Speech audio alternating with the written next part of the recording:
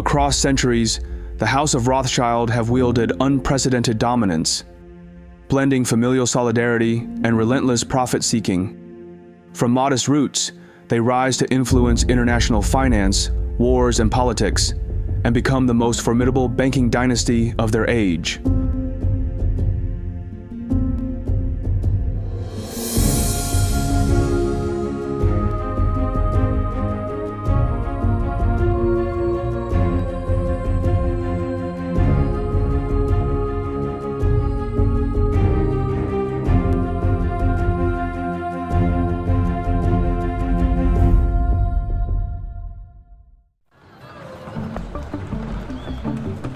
The Rothschild banking dynasty has an unlikely origin, an 18th century ghetto in Frankfurt, Germany. Like many of his time, Mayer Amschel Rothschild can't own land or farms due to his race. So, he follows his family's path and becomes a textile trader. The ghetto was not very encouraging. Shops spilled heaps of second-hand clothes and soiled household goods into the alley. Frankfurt Jews are barred from farming, from handicrafts, even from dealing in nobler goods such as weapons, silk, or fresh fruit.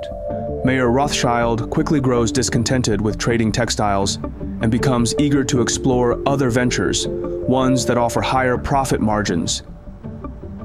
He soon discovers that trading gold coins and antiques could be much more lucrative. Mayer Rothschild quickly establishes himself as a shrewd trader and uncovers a brilliant strategy known today as front-running. He worked as a court agent, much like today's stockbrokers. His main client was Prince William of Hesse-Kassel. Whenever William wanted to purchase gold coins, he would ask Mayer Rothschild to obtain them from the market. What Rothschild did was this. He would first buy the coins using borrowed money, then sell them to Prince William, effectively acting as both the buyer and the seller. This practice is known as front-running in modern terms. In doing so, he profited twice, once from the 8% commission fee, and also from front-running Prince William. By 1782, Mayer Rothschild has amassed a colossal fortune and earns the position as the investment manager for Prince William's vast wealth. But for Mayer Rothschild, it's just the beginning. To truly create a strong footing in the world of finance, he must evolve into a bank. Often when traders and court agents accumulated significant wealth through their financial dealings, they sought greater recognition and respectability. Transitioning into banking was a way to gain legitimacy and credibility. Getting into banking proves genius for Mayer. By the close of the 1700s, he's the richest man in Frankfurt. But still, for Mayer Rothschild, it isn't enough. He envisions a legacy beyond wealth, a family dynasty that stands the test of time, outlasting nations and empires. To me, it's always what's next, and I think that's what drives most very successful people. It's never about the money. I mean, that's a way of keeping score. It's about achievement, and it's about winning a game, and it's about upping the ante. To do that, he knows he needs to think bigger than just Frankfurt or even Prussia. To expand, he dispatches 4 of his 5 sons to the great capitals of Europe: Vienna, Naples, Paris, and the jewel of the empire, London.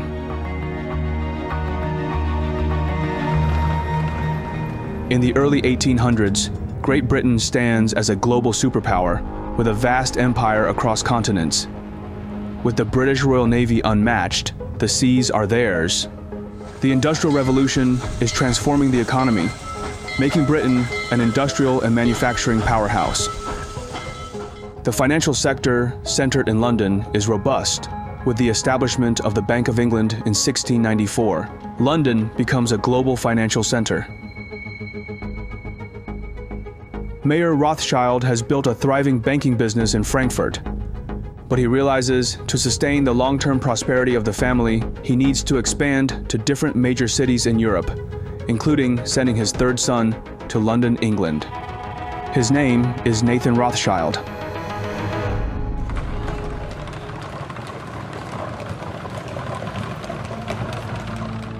For Nathan Rothschild, the pressure is immense. He feels compelled to demonstrate to his father that he is equally capable of upholding the family legacy. Nathan was a fiercely ambitious and competitive man, as quick to take offense as to give it in his business dealings. With £20,000 his father gave him as investment, Nathan plans to maximize it as quickly as possible, by any means necessary. In the early 1800s, London textile industry saw significant growth. This industry was marked by many small-scale workshops and factories that produce many different types of textiles, from cotton to silk. Nathan sees an opportunity to capitalize on this growth while maximizing profits. He managed to create 3 sources of profits from the textile industry. According to his own account, Nathan was successful in his early days. I soon found that there were 3 profits: the raw material, the dyeing, and the manufacturing. I said to the manufacturer, "I will supply you with material and dye, and you will supply me with manufactured goods." So I got 3 profits instead of 1, and I could sell goods cheaper than anybody. In a short time, I made my £20,000 into £60,000. To ensure consistent revenue, Nathan also ventures into the lucrative realm of smuggling textiles and precious metals. He became, in a word, a smuggler. By 1808, Nathan had earned a reputation as a man who had, thanks to his superior management, judgment, foresight, and connections, regularly succeeded in getting goods to the continent. Within just a few years of initiating his business in London, Nathan reports impressive gross sales of £800,000. Now, with substantial capital at hand, Nathan sets his sights on transforming his enterprise into a bank. He plans to build it to be bigger than his father's bank in Frankfurt.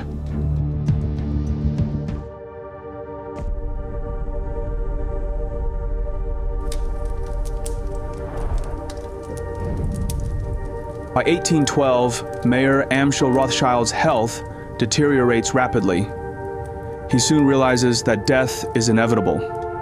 And to ensure the House of Rothschild remains prosperous, he urges his sons to put their family unity first and above all. This is one of the foundations for the long-standing success of the Rothschild dynasty. Their strong bond as a family and their unique way of doing business are reasons they're still successful today.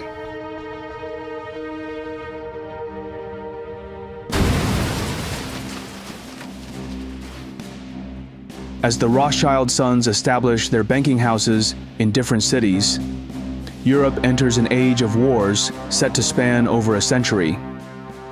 Whereas the 18th century wars had tended to be limited, had tended to end in a truce where people sat down and negotiated, the wars of the 19th century, at least some of them, became increasingly ideological and increasingly difficult to stop. Thanks to its sophisticated finance system, the United Kingdom wages 6 wars in the century without facing an economic collapse. Today we live in a world dominated by a single superpower, the United States. Indeed, it sometimes seems a little bit as if we've become part of the American empire. Yet Britain was the world's superpower for more than 2 centuries, exerting even more power beyond her borders than the US does today. By 1814, the Duke of Wellington wins battle after battle against Napoleon and plans to bring the fight to France. But while in France, Wellington realizes the need for a significant amount of French coins for expenses. Wellington's campaign was being fought at a time of unparalleled fiscal overstretch. In protracted campaigns like Wellington's in the Iberian Peninsula, more sophisticated methods of procurement were necessary. Above all, it was essential to be able to purchase supplies and to pay troops. Nathan sees this as a once-in-a-lifetime opportunity. If he can meet this challenging demand, it can elevate his bank to unprecedented heights. Nathan subsequently made what he had done sound easy. When I was settled in London, the East India Company had £800,000 worth of gold to sell. I went to the sale and bought it all. I knew the Duke of Wellington must have it. I had bought a great many of his bills at a discount. The government sent for me, and said they must have it. When they got it, they did not know how to get it to Portugal. I undertook all that, and I sent it to France. And that was the best business I ever did. By the mid-1800s, as Europe turns into a hotbed of war, its countries increasingly need the foreign exchange market. To start a war, you'll need money. If you lose a war, you often have to pay the other side. For the House of Rothschild, wars become a profitable business. Their network of banking houses provides a unique competitive advantage. Back then, the modern banking system was just starting, so they could charge high fees, sometimes as much as 8% for providing currency exchange services. But revenues from commissions are just a small part of their income source. The Rothschilds understand that in the world of finance, information is everything, and speed is king. They were one of the earliest successful forex traders, using private carriers and even leveraging well-trained horses and pigeons. The Rothschilds stay steps ahead of the competitors. As a result, currency speculation becomes their most profitable business. The profit for the London house keeps rolling in, and Nathan Rothschild becomes the richest man in the world. But even the most powerful man in finance can't defeat the ultimate enemy.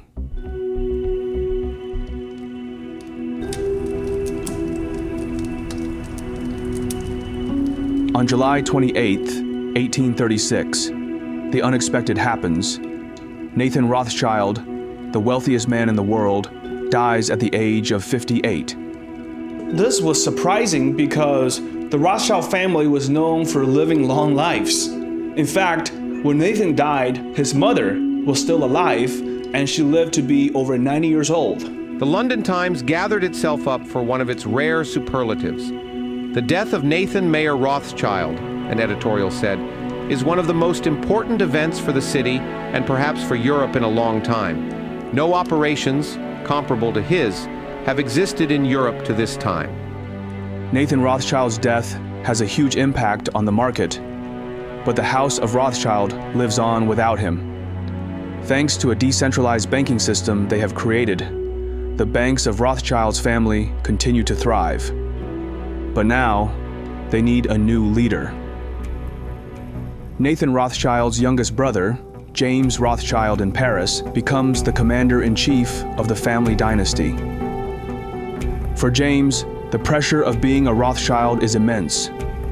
While government bonds and war financing remain profitable businesses for the family, the competition saturates the playing field, eating away at their profit margin. To bring his family new glory, he looks for a new edge. Nathan's youngest brother James was markedly less submissive to his will than the other three. The youngest brother was intellectually and temperamentally Nathan's equal. He also had the advantage of a better schooling. Even in acknowledging Nathan's leadership, James was less than deferential. James Rothschild soon sets his sights on a new burgeoning industry, the railroads. In the early 1800s, Europe witnesses rapid railroad expansion, starting with England's Stockton-Darlington line in 1825. Railroads revolutionize transportation, foster industrial growth, enhance trade, and reshape landscapes, ultimately connecting major European cities and regions. Throughout the 1840s, the Rothschilds provide financing for many railway ventures, reaping substantial profits from commissions and trading railroad bonds and stocks. The Rothschilds were clever with their money. They often used other people's money to reduce their own risks. James Rothschild played a big part in what was known as syndicate in France during this time. By now, the Rothschilds are more than bankers, but the bank remains at the heart of the family business and generates the funds that are then invested in assets that are in increasing demand. Metallurgy, mining, and above all, railways.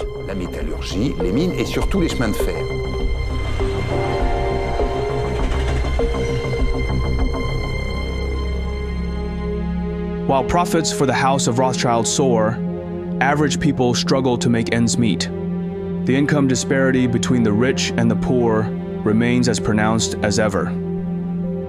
The industrialists of that period of time are people who are out for themselves to make large fortunes as quickly as possible, even if it means pressing the envelope of what they have to do. After suffering consecutive wartime defeats, by the 1840s, the French government finds itself deep in debt. And as a result, the nation's economy teeters on the brink, leading the French populace to grow increasingly resentful of both the government and the financiers backing them.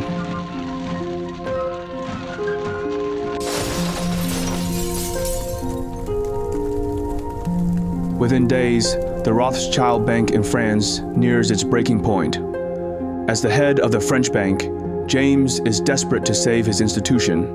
He turns to his nephew in London, Lionel, the son of Nathan Rothschild, for assistance. The French Revolution brought their houses in Vienna and Paris to the brink of insolvency, obliging the others in London to bail them out. By then, the Rothschild family's banking business had been around for almost 2 generations. For Lionel, bailing out his uncle's branch poses a significant risk and at a potential loss. However, to him, family unity ranks above all else. His London bank arranges a loan, saving his uncle's bank from collapse.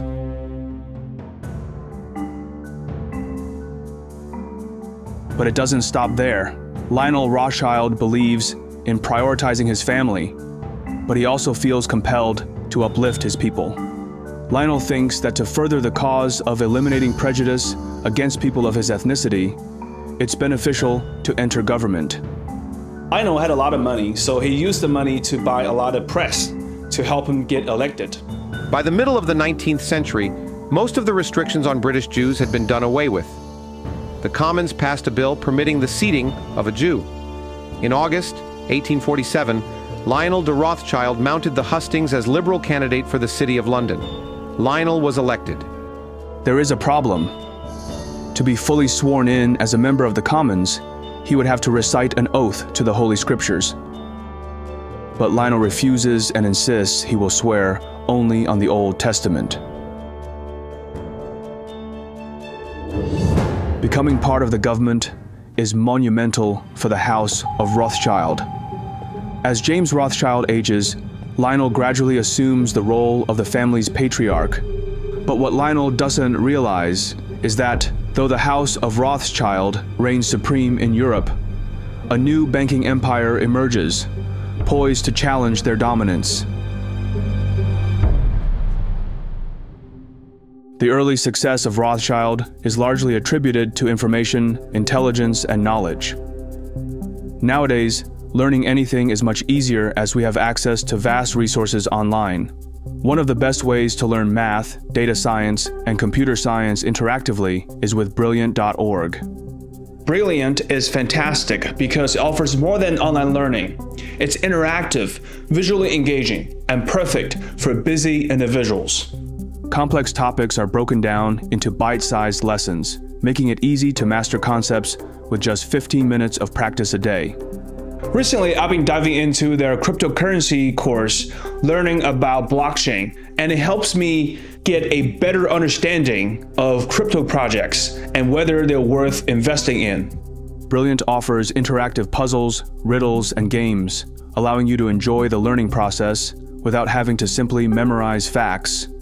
They expand their courses with new content monthly, including How Large Language Models Work, a course designed to help people stay ahead of the AI wave. Additionally, you get to learn practical skills that can potentially enhance your professional career for a lifetime.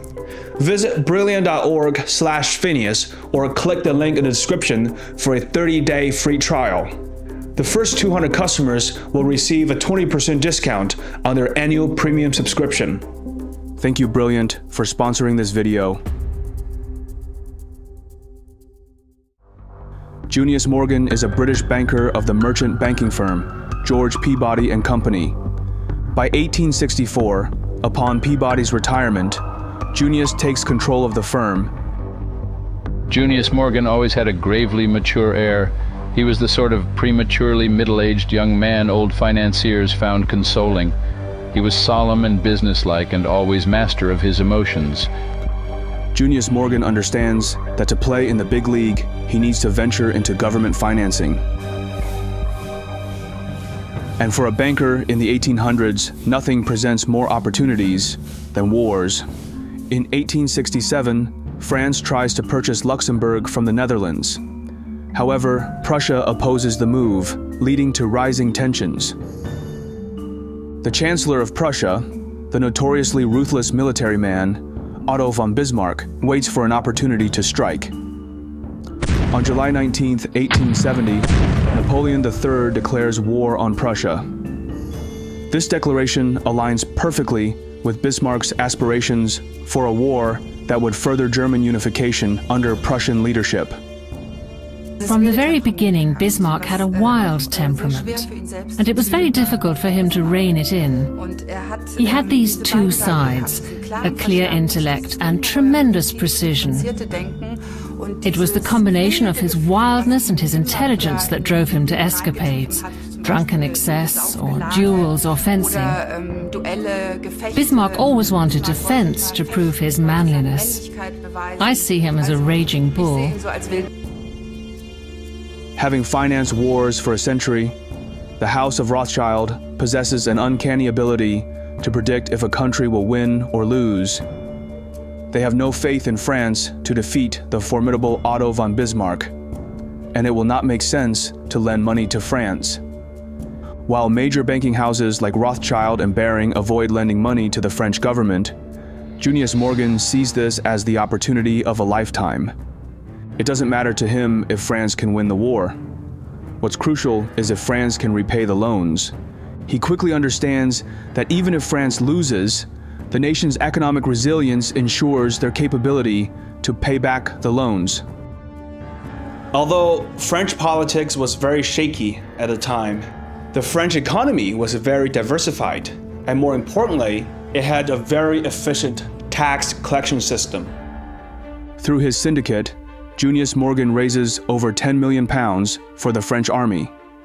As an American banker, he also grants the French government access to purchase American arms.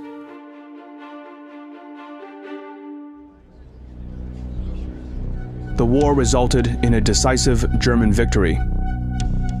The conflict ended with the Treaty of Frankfurt in 1871, leading to significant territorial losses for France and the proclamation of the German Empire in the Hall of Mirrors at the Palace of Versailles.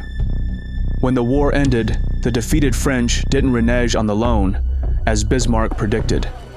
Instead, they prepaid the bonds in 1873. As a result, Junius Morgan walks away with a fortune from this windfall. The loan netted him a whopping £1.5 million. This vastly augmented his firm's capital and propelled him into the upper ranks of government financing. And now, the House of Morgan has become a formidable force in finance.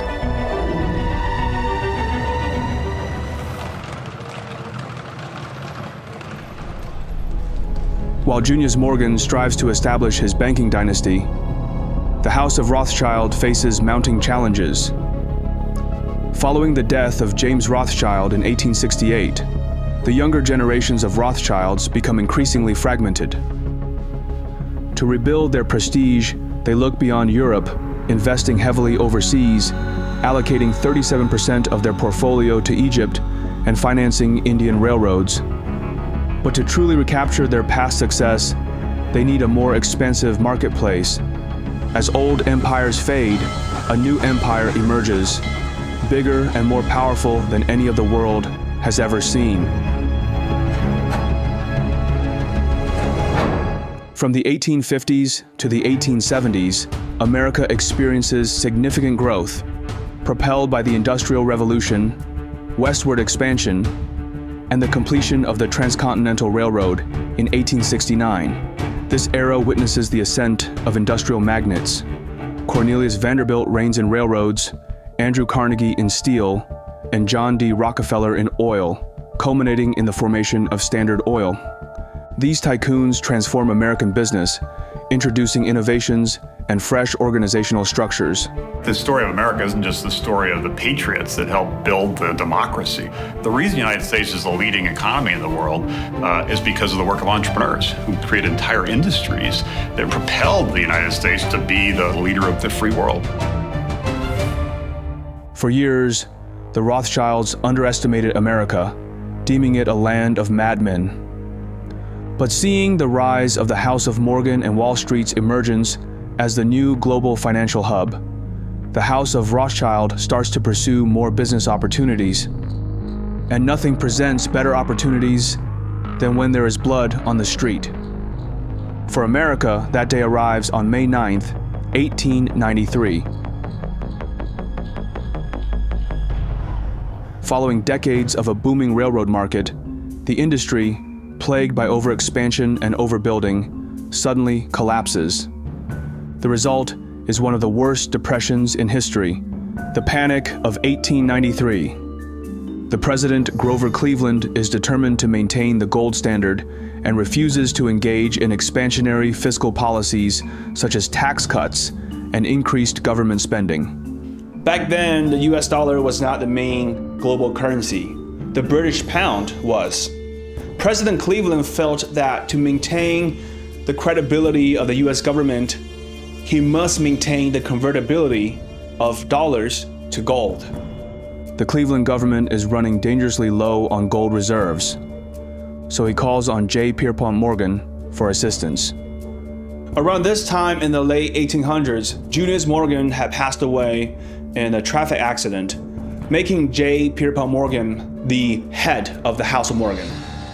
The federal government is days away from depleting its gold reserves. Morgan understands the outcome will be disastrous for the young country and for his own banking empire. And he knows there is one family with access to a vast amount of gold that can help the federal government: the House of Rothschild. For the last 3 decades, the Rothschilds have been strategically investing in mining operations for gold and silver. Their interests in gold mining grew rapidly. Moreover, many of the bond issues handled by the Rothschilds in this period were linked to the recipient's adoption of the gold standard. J.P. Morgan raises $65 million by issuing government bonds and uses the money to negotiate with the Rothschilds, purchasing 3.5 million ounces of gold for the Fed. Back then, banks really liked doing business with the government. Why? Because governments usually pay back their debts, and they can always collect more taxes if needed. The collaboration of Morgan and Rothschild makes their bond offering one of the most sought-after investments. The gold bonds sell out in 30 minutes when offered to the public. America enters the world scene as a new empire, one that rivals any in the history of the world, a superpower. While the Rothschilds successfully expand their business reach in America and throughout the world by the late 1800s and early 1900s, the old empires in Europe head for another major showdown. By the early 1900s, tensions among European powers reach a boiling point, fueled by imperial rivalries, military buildups, and complex alliances. While the path to war threatens businesses with potential catastrophe, the House of Rothschild sees an opportunity to capitalize on the growing tensions. The head of the London Rothschild Bank is Natty Rothschild. He advocates for the British government to expand its naval capabilities. So many European countries started to spend more on their militaries. For that, they needed money. What the Rothschilds don't realize is that the war that is about to unfold will be more brutal and deadly than any they have ever encountered before.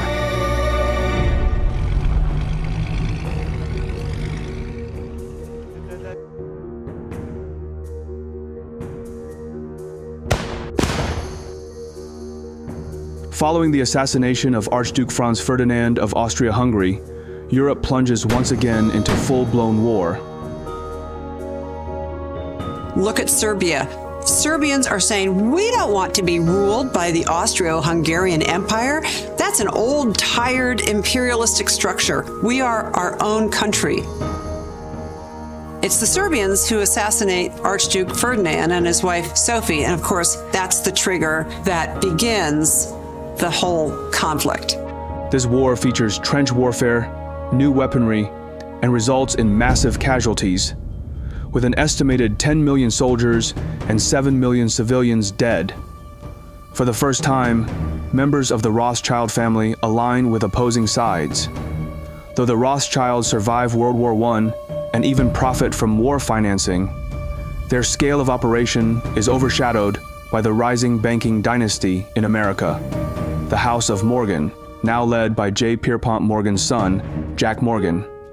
The Morgan Bank serves as the key financier for the U.S. government during World War I, raising funds through war bonds and extending crucial loans to European allies. In 1935, the Jewish Chronicle ventured to suggest, with perhaps a hint of relief, that the Rothschilds' heyday was waning. The most intellectually gifted of the next generation of Rothschild men turned his back on the family business. After World War I, the House of Rothschild finds itself in disarray, and different banking divisions pursue various objectives and become more integrated into the countries where they operate. At the same time, Europe sees a surge in anti-Semitic sentiment, driven by economic hardships and political unrest. The Rothschild family, as prominent Jewish bankers, faces heightened scrutiny and hostility. In Germany, following its defeat, the nation endures one of its most severe economic downturns. A new kind of leader harnesses the anger of the German public and swiftly rises to the position of chancellor. His rise to power spells trouble for the House of Rothschild, especially the German banking branches.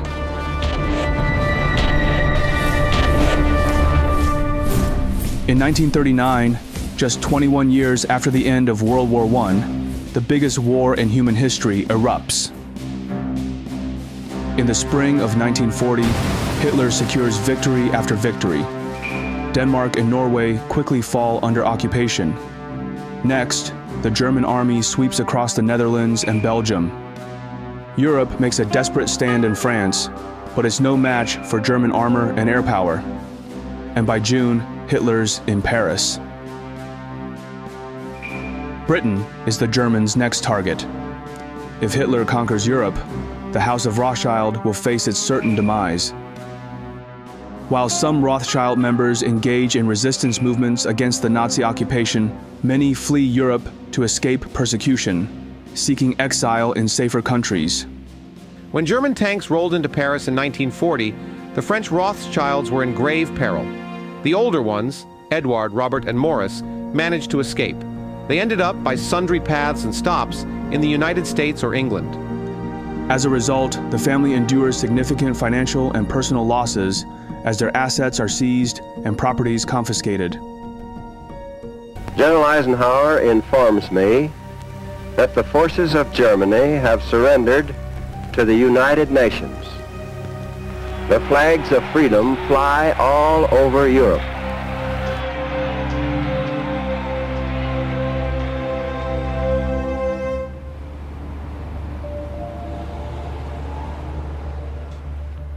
As the Rothschild dynasty becomes increasingly fragmented, N.M. Rothschild of London takes on the challenge of rebuilding and carving out its own direction. For N.M. Rothschild and Sons, their core competitive advantage remains government financing.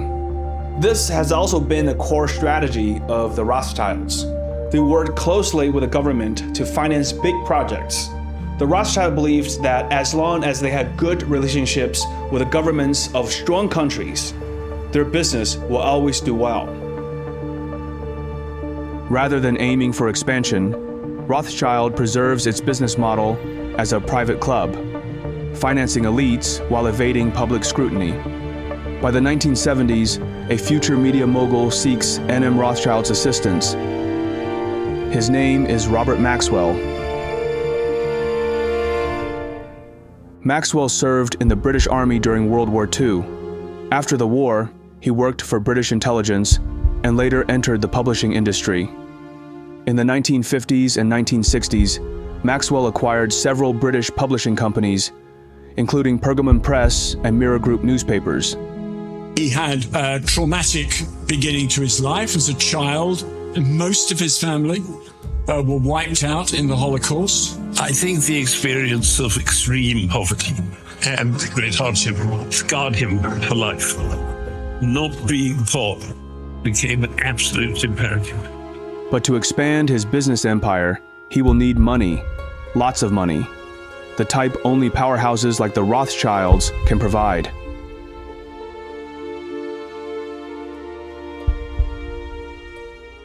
In the 1980s, Maxwell's investments look like they're doing well, but trouble is brewing inside N.M. Rothschild. Lord Victor Rothschild and his son Jacob are on one side, fighting with their cousin, Sir Evelyn de Rothschild. Around this time, the banking world was changing a lot.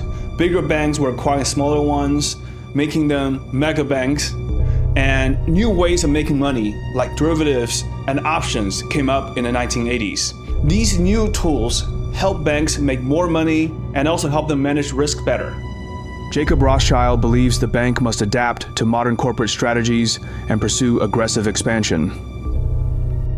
Sir Evelyn, who leads N.M. Rothschild and Sons, asserts that modernizing the ownership structure risks the family's absolute control. He insists the Rothschilds' bank must always be wholly owned by the Rothschilds, even if it demands short-term sacrifices.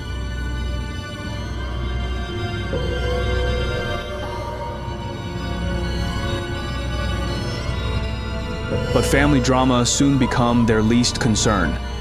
A massive scandal erupts, threatening the Rothschilds' reputation. The millionaire newspaper publisher Robert Maxwell is dead. He disappeared overboard from his private yacht early this morning while cruising off the Canary Islands. In the early 1990s, revelations surface that Maxwell misappropriated hundreds of millions from his employees' pension funds to sustain his enterprises and luxurious life. I feel that, and I've grappled with this a lot, I feel that possibly the line between suicide and an accident is less clear-cut than we tend to assume. Maxwell's mysterious death in 1991, after vanishing from his yacht near the Canary Islands, spurs investigations into his financial misdeeds. While the Rothschilds' involvement in Maxwell's demise remains unclear, the event blemishes their reputation. But for Sir Evelyn de Rothschild, the scandal reaffirms his beliefs about the bank's need for discretion and privacy.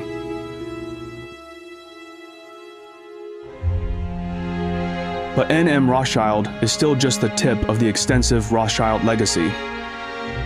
By 2023, the Rothschild family diversifies its interests across multiple sectors, extending beyond traditional banking.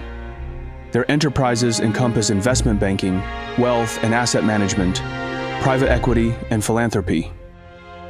The original banking establishments in Paris, Frankfurt, Vienna, London, and Naples, once the bedrock of the Rothschild banking dynasty, have adapted to the evolving financial landscape.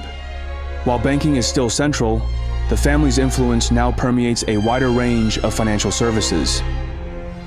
Throughout history, the Rothschild family was often not hesitant about making more money. But when it comes to maintaining family legacy, they were able to let go of those opportunities. This kind of long-term view is both respected and scary.